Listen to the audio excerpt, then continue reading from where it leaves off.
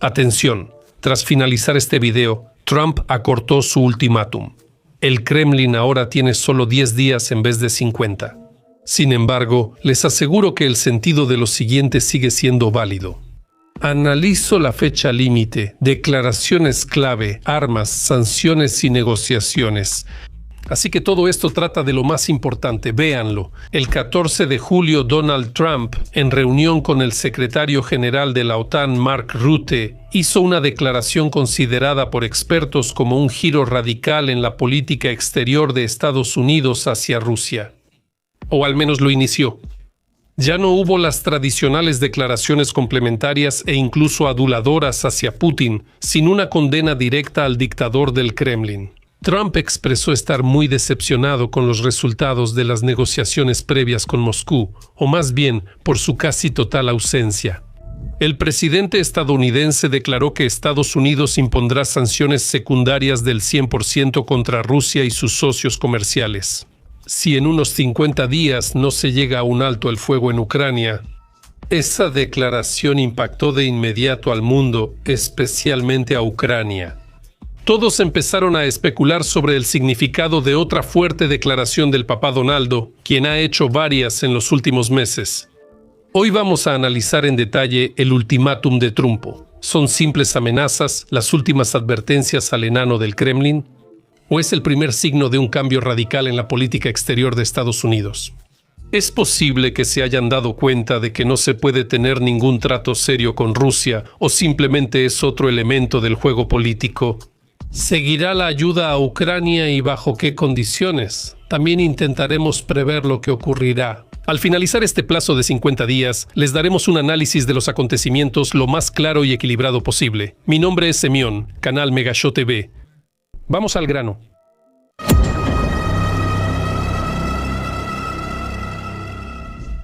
¿Por qué 50 días? Lo que llama la atención es este plazo inusual, 50 días. ¿Por qué no 30 o 100? Si contamos exactamente desde el 14 de julio, la fecha límite cae el 2 de septiembre, lo cual ya de por sí es un marcador sumamente significativo. Más adelante explicaré la importancia de esta fecha si analizamos la situación de forma simple. El plazo de 50 días se originó por información interna de Estados Unidos y la agencia Axios.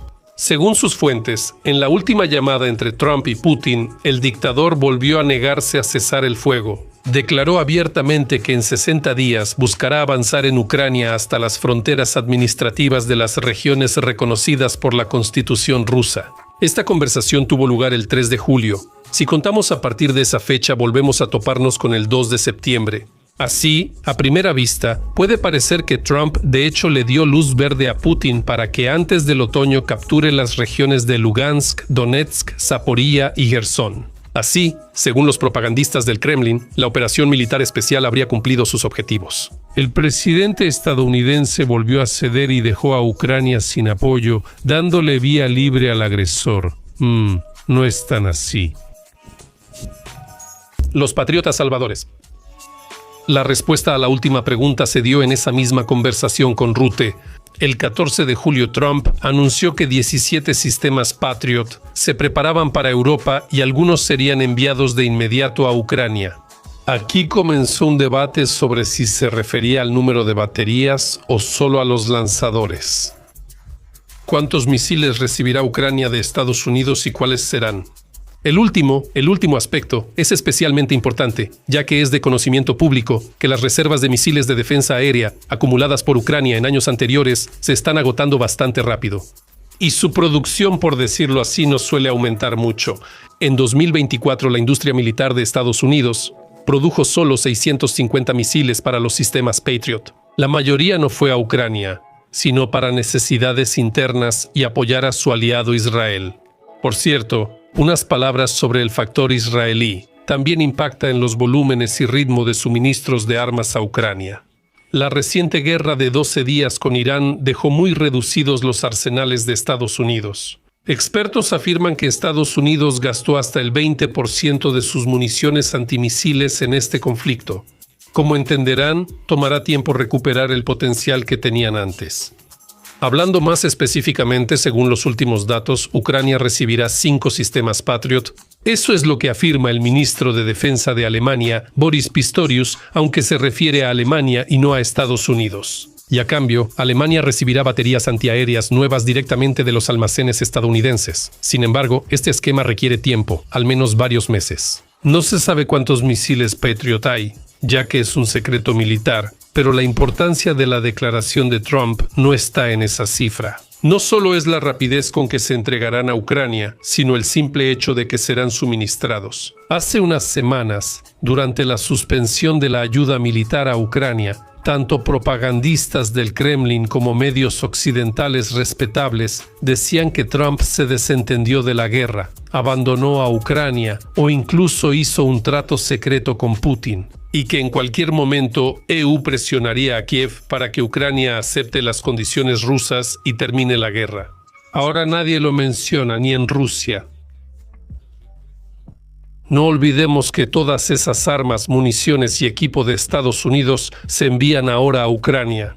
Eso es solo lo que queda de la ayuda de Biden, es decir, de los 61.000 millones aprobados por el Congreso en abril pasado. Ya pasó más de un año. El apoyo de Biden debe acabar en agosto o como mucho en septiembre. No se han decidido más ayudas para Ucrania.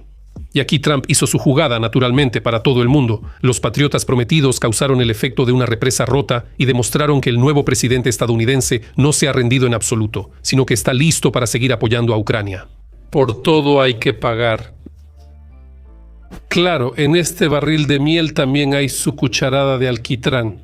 Estados Unidos ya no apoyará gratis a Ucrania. Esto quedó claro e irrevocable. Trump lo dijo así: produciremos armamento, pero lo pagarán ellos, no nosotros, refiriéndose a los países de Europa. Sigamos. En la charla con el secretario general de la OTAN, Rutte, él explicó que Estados Unidos enviará sus sistemas Patriot a Europa a cambio de dinero, permitiendo que ellos transfieran armas similares. Destaco al presidente de Estados Unidos: fabricaremos las mejores armas, las mandaremos a la OTAN y ellos podrán enviarlas a otro país. La conversación se dio en el contexto de la ayuda a Ucrania, por lo que es claro a quién se refería Trump con terceros países.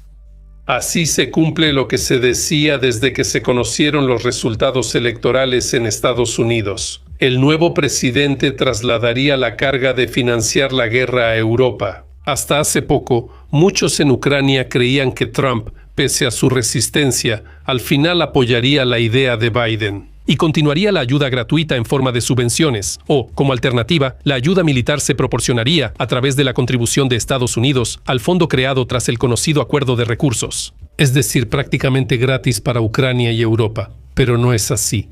El presidente estadounidense exige dinero en efectivo y le da igual quién pague por el producto. Ucrania, cuya mayor parte de la economía está destruida, o los estados europeos, cuyo poder económico combinado y volumen de producción de la industria de defensa aún son considerablemente inferiores a los de Estados Unidos.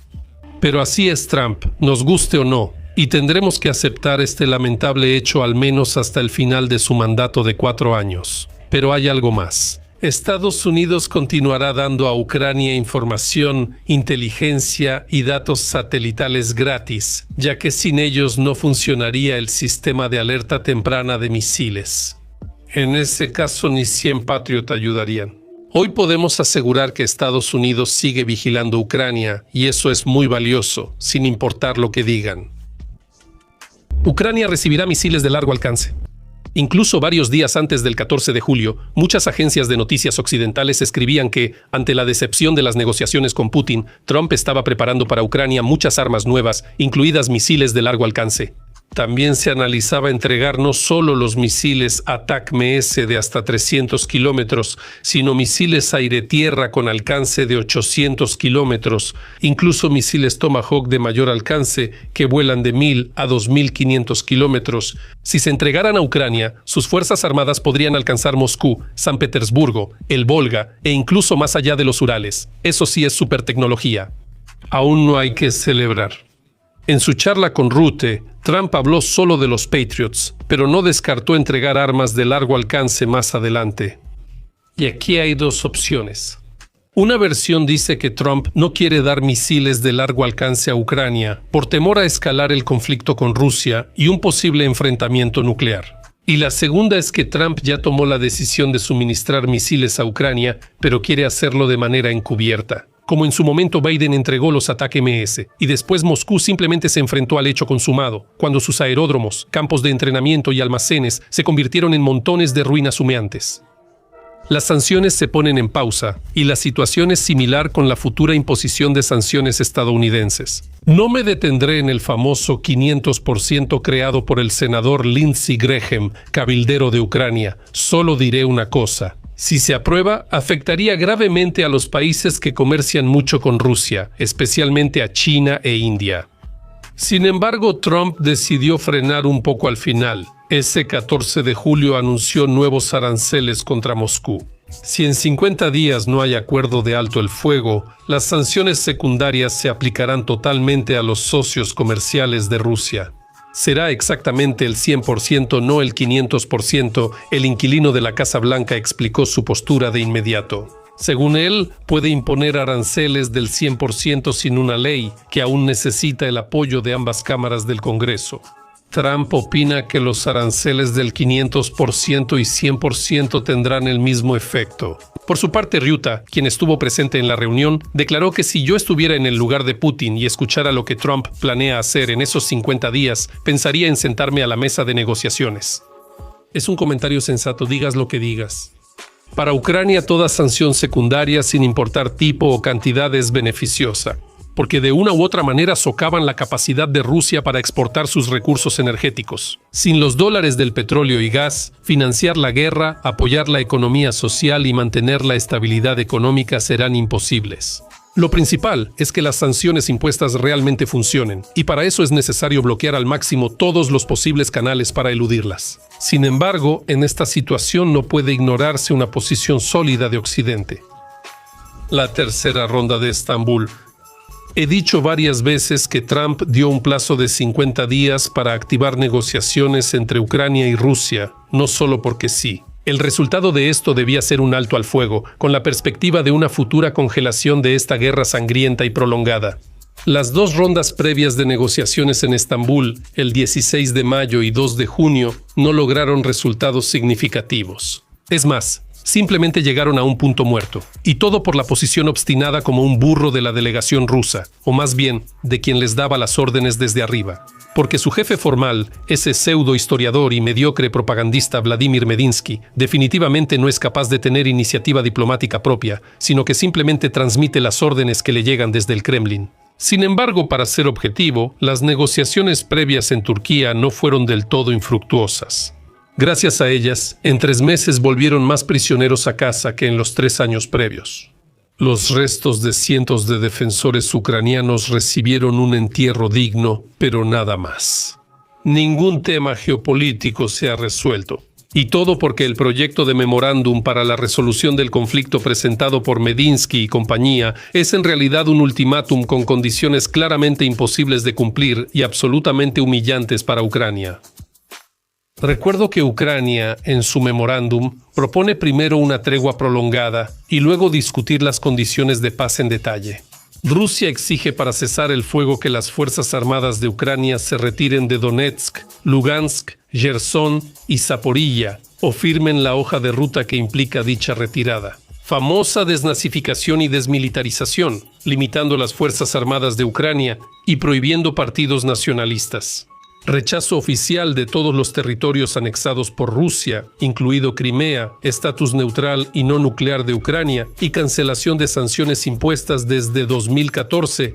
¿Qué más comentar? Son condiciones de capitulación para Ucrania, aunque disfrazadas, siguen siéndolo. La aceptación incondicional de todas estas condiciones no solo significaría un debilitamiento radical de la capacidad de defensa de Ucrania, sino también un conflicto civil interno garantizado que a largo plazo fácilmente podría llevar al colapso de la estatalidad ucraniana. Moscú habría logrado por medios híbridos lo que no consiguió militarmente en 4 años. El 23 de julio llegó la esperada tercera ronda de negociaciones en Estambul, que duró poco más de 40 minutos, algo predecible. Ucrania propuso un alto al fuego en toda la línea del frente. Además, antes de que termine el verano, organizar una reunión entre Volodymyr Zelensky y Vladimir Putin para discutir un tratado de paz definitivo. Sin embargo, la delegación rusa rechazó categóricamente esta propuesta constructiva, ocultándolo con propuestas extrañas solo para retrasar más las negociaciones. Incluye la creación de grupos de trabajo políticos, humanitarios y militares en línea, y la implementación de breves treguas de 1 o 2 días en el frente para recoger heridos y fallecidos. Las negociaciones, una vez más, han llegado a un punto muerto. Putin y su grupo de chequistas confían totalmente en su victoria militar, por lo que no buscan acuerdos ni compromisos. Ucrania y Rusia mantienen posturas opuestas. Y de nuevo, el 3 de septiembre, como ya mencioné, los 50 días de Trump terminan el 2 de septiembre, y esa no es una fecha cualquiera, sino el 80 aniversario del final de la Segunda Guerra Mundial. Recuerdo a los espectadores que la peor guerra de la humanidad no acabó el 8 ni el 9 de mayo de 1945, como creen quienes crecieron con la visión soviética. La rendición de Alemania solo significó el fin de la guerra en Europa, pero en Asia las hostilidades continuaron hasta la rendición de Japón, que ocurrió, como ya entendieron, el 2 de septiembre de 1945. Regresando al tema, no se sabe si Donald Trump eligió la fecha límite o si fue sugerencia de sus asesores en la Casa Blanca. Y si esto es solo una simple coincidencia, entonces es más que simbólica, además de que puede tener un significado bastante práctico. La editorial británica más prestigiosa publicó Insight el 18 de julio. Al día siguiente de los 50 días de Trump, el 3 de septiembre, China celebrará el 80 aniversario de la victoria. En la plaza de Tiananmen en Pekín, una de las más grandes del mundo, habrá un gran desfile militar. Xi Jinping invitó a Putin y Trump a la celebración y días después, Estados Unidos y Rusia confirmaron la invitación. Por ahora, se sabe con certeza que el enano del Kremlin asistirá al desfile en Pekín, así como en su momento Xi asistió al 9 de mayo en Moscú. Así que esto será una especie de respuesta por parte de Rusia, sobre todo porque una visita de este tipo es requerida por el protocolo diplomático. Putin, como es conocido, es muy susceptible a esto por estar profundamente influenciado por tradiciones soviéticas y chauvinismo imperialista. Él seguro asistirá a la celebración de la victoria, pero con Trump no es seguro. Al preparar este video, no hay confirmación oficial de su visita a Pekín.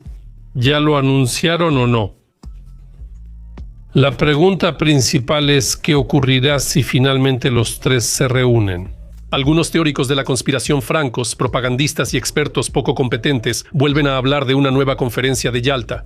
3 ancianos volverán a dividir el mundo en esferas de influencia, como en 1945. No voy a discutir estas fantasías. Para eso tengo un video aparte en el que expliqué detalladamente y de manera sencilla por qué en el mundo global actual una Yalta 2.0 simplemente es imposible. Si usamos el sentido común, una reunión entre Trump, Xi y Putin solo tendría resultados reales si antes se logran acuerdos preliminares. Por ahora, nada sugiere que ese escenario ocurra, dadas la obstinación del Führer moscovita y la táctica del secretario general chino. Aunque una reunión de este tipo en sí misma podría ser una señal para todo el mundo de que Estados Unidos sigue siendo fuerte y sigue estando en el juego. El apoyo económico de Pekín a Moscú podría causar problemas al imperio del centro, ya que aún no se han levantado las sanciones. ¿Y qué pasará después? Si respondo de la manera más breve posible, después de los 50 días la guerra continuará, sin ninguna duda, e incluso podría intensificarse, especialmente si Ucrania recibe los paquetes de ayuda de Trump. Por supuesto, no será gratis. En cualquier caso, el agresor no muestra de ninguna manera intención de lograr siquiera un alto al fuego y sigue avanzando prácticamente en todas las direcciones del frente. Sigo siendo muy escéptico sobre las negociaciones o su posible continuación. Probablemente habrá cuarta, quinta y sexta ronda de negociaciones, pero si ocurren en Estambul, Jeddah o Riad, eso ya no tiene un significado fundamental. Es muy posible que las delegaciones rusa y ucraniana lleguen a un acuerdo sobre otro intercambio de prisioneros y cuerpos de los fallecidos. Rusia también podría devolver a algunos niños deportados por la fuerza en 2022 solo por motivos humanitarios. Esto nos sorprende, ya que para que estas negociaciones tengan éxito, al menos uno de 3 factores debe funcionar. Debe haber una mínima aproximación entre las partes para crear una base de compromiso. Y Putin no piensa ceder ni siquiera en los pequeños detalles, estando firmemente convencido de que pronto se derrumbará el frente y Ucrania sufrirá una derrota militar. Todos los medios confirman que ese ánimo triunfalista sigue en el Kremlin. O bien, debe agotarse los recursos de alguna o ambas partes para que los estados en conflicto entiendan que no tiene sentido continuar las hostilidades. Y entonces, la fase activa de la guerra podría fácilmente convertirse en una fría, como sucedió en su momento durante la Guerra de Corea. Y la tercera opción es la derrota militar total de una de las partes. Aquí ni siquiera tengo nada que comentar, aunque sea porque la situación actual en el frente no muestra nada parecido, ni siquiera en un futuro cercano. Porque para ocupar al menos esas regiones que Moscú incluyó arbitrariamente en su constitución, no se necesita un grupo de mercenarios, sino una nueva movilización parcial. Y ni siquiera eso asegura ayuda, ya que para tomar Jersón hay que cruzar uno de los ríos más anchos de Europa. Y para eso, aquí definitivamente no se puede prescindir de los Chornotsvitniks, y Putin lo entiende perfectamente. Resumiendo, esto es lo que tenemos hasta el momento en términos concretos. El plazo de 50 días de Trump es más un efecto mediático, pero su decisión de enviar armas a Ucrania ya no deja dudas. No en las mejores condiciones, pero aún así, ante nuestros ojos, se está formando un nuevo esquema de apoyo a Ucrania que al parecer funcionará en los próximos años. Estados Unidos produce, Europa paga, Ucrania recibe. A pesar de todas sus deficiencias, aún así garantizará la supervivencia continua del Estado ucraniano y la continuación de la lucha contra la horda de Moscú. Es posible que se apliquen sanciones secundarias, lo que probablemente genere una brecha entre Putin y los países del sur global. Así se debilita y limita mucho el poder económico de Moscú. Las negociaciones entre Rusia y Ucrania probablemente sigan, pero serán casi ineficaces. Las posturas siguen distantes y la negociación se complica por acciones militares y desconfianza mutua. A corto plazo, probablemente continúe un diálogo limitado en temas humanitarios mientras persiste el estancamiento político y militar. Para lograr avances, se requerirá ya sea un cambio significativo en la situación militar, una participación más activa de un mediador internacional clave, como Estados Unidos, o bien un cambio en la filosofía política del Estado ruso. Sin embargo, eso por ahora es solo fantasía. Bueno, eso es todo de mi parte. Gracias a todos los patrocinadores del canal por su apoyo financiero, así como a todos los espectadores por ver este video completo. Nos vemos en el próximo episodio. Adiós.